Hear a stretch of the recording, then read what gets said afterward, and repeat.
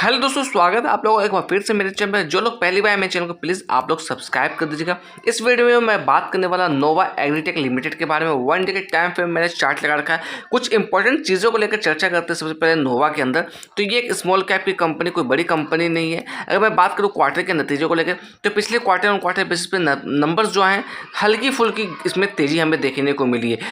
अगर मैं बात करूँ यहाँ पर जो आप पहली कैंडिडेट देख रहे हैं तो लगभग एक साल पहले की कैंडिडेट, यानी कि हम लोग कह सकते हैं 31 जनवरी 2024 की कैंडिडेट, तो एक साल होने वाली है इसको। अगर मैं बात करूँ उसके बाद इसमें लगातार इसमें अपर सर्किट देखने को मिली, वापस से वहाँ से गिरावट देखने को मिली। इसने यहाँ पर ऑल टाइम लो बनाया, जिसकी जो वैल्यू निकलती आ रही है वो है 45 रुपीज़ की। और जो डेट निकलती आ रही है 4 जून 2024 की डेट है, तो 4 जून 2024 को इसने 45 का लो बनाया। वापस से इसमें करेक्शन देखने को मिली, यहाँ पर तेज़ी दिखाया, इसने ऑल टाइम हाई के लेवल को टच किया। इसकी जो वैल्यू निकलती आ रही है 94 की 25 जुलाई 2024 को।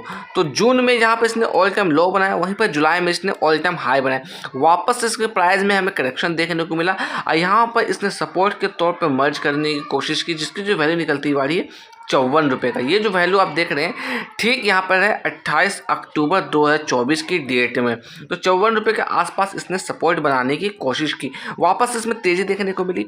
अभी हम लोग बात करें तो ये स्टॉक्स जो है अपने 50 डे मूविंग एवरेज के नीचे ट्रेड करता हुआ दिख रहा है। अगर 50 डे मूविंग एवरेज की बात करें तो इसकी वैल्यू निकलती आ रही है 65.61। अगर 200 डे मूविंग एवरेज की बात करें तो इसकी वैल्यू निकलती आ रही है 64 के आसपास। तो ठीक अपने 50 डे और 200 डे के नीचे ट्रेड करता हुआ दिख रहा है। अगर हम लोग अपसाइड में रेजिस्टेंस की बात करें तो ये जो लेवल से 50 डे का मूविंग एवरेज, यही इसके लिए रेजिस्टेंस के तौर पे काम करते हुआ दिखेगा। अगर मैं बात करूँ डाउन साइड में सपोर्ट के लिए तो पहला जो सपोर्ट का लेवल्स निकलता हुआ है वो 60 रुपये का निकलता हुआ है। उसके बाद इसको तोड़ता है तो फिर कहीं ना कहीं नेक्स्ट सपोर्ट हमारा ये निकलता हुआ है, जिसकी जो वैल्यू आ रही है 54 रुपये की। तो ऐसी पॉसिबिलिटी है, मैं ऐसा नहीं कह रहा हूँ कि ये यहाँ से नीचे ही आएगा और सपोर्ट को तोड़ के फिर और नीचे आएगा, ये मे भी पॉसिबिलिटी है। मगर जिस तरह कि आज बाजार में हल्की फुल्की रिकवरी हमें देखने को मिली, तो हो सकता है इस सपोर्ट से वापस इसमें हल्की फुल्की कहीं ना कहीं अपसाइड का ही मूव हमें देखने को मिले।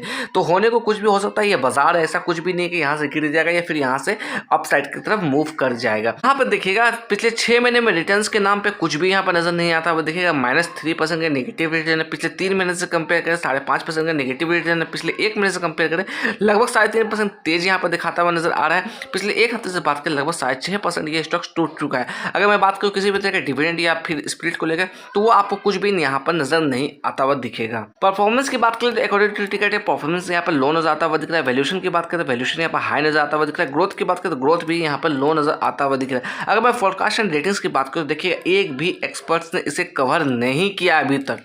अगर हम लोग शेयर होल्डिंग पैटर्न्स की बात करें तो आप यहाँ पर देखिएगा प्रोमोटर्स के पास ऑलमोस्ट 59% की हिस्सेदारी है। मैं जो बात कर रहा हूँ ये क्वार्टर सितंबर 2024 की बात कर रहा हूँ। पिछले क्वार्टर से पहले हम लोग कंपेयर करने की कोशिश करेंगे तो यहाँ पर देखिएगा जहाँ पर फॉरेन इन्वेस्टर के पास लगभग ना के बराबर शेयर है। तो यहाँ पर देखिएगा जून में 2024 के पास लगभग 3% की हिस्सेदारी थी, तो सितंबर 2024 में इसने अपना स्टेक को बेच दिया। अगर मैं रिटेलर्स की बात करूँ, रिटेलर्स के पास ऑलमोस्ट 35.5% की हिस्सेदारी थी, तो वही सितंबर 2024 की बात करें तो यहाँ पर रिटेलर्स के पास 39% की हिस्सेदारी, यानी कि 4% की हिस्सेदारी से यहाँ पर रिटेलर्स ने अपना स्टेक यहाँ पर बढ़ाया है। अब फॉरेन इन्वेस्टर ने अपना 3.5% की हिस्सेदारी जो है यहाँ पर कम कर दिया, यानी कि बेच दिया। अब म्यूचुअल फंड की बात करें तो यहाँ पर इनके पास एक भी सिंगल शेयर अवेलेबल नहीं है। तो जैसा आपको पता होगा स्मॉल कैप की कंपनियां में थोड़ा रिस्की हो जाती है, तो इसके अंदर आप सोच समझ के निवेश करिएगा, क्योंकि कैपिटल आपका है। किसी भी तरह की जल्दबाजी आपको नहीं करना है यहाँ पर, क्योंकि आपने देख लिया अब तक में ऑल टाइम का हाई सिर्फ और सिर्फ 94 का ही बनाया था। लगभग 1 साल इसको होने को है, इसलिए मैंने आपको रिटर्न्स भी दिखाया ताकि आपको एक आइडिया लग सके अब तक इसने कितना रिटर्न्स आपको बना के दिया है यहाँ पर।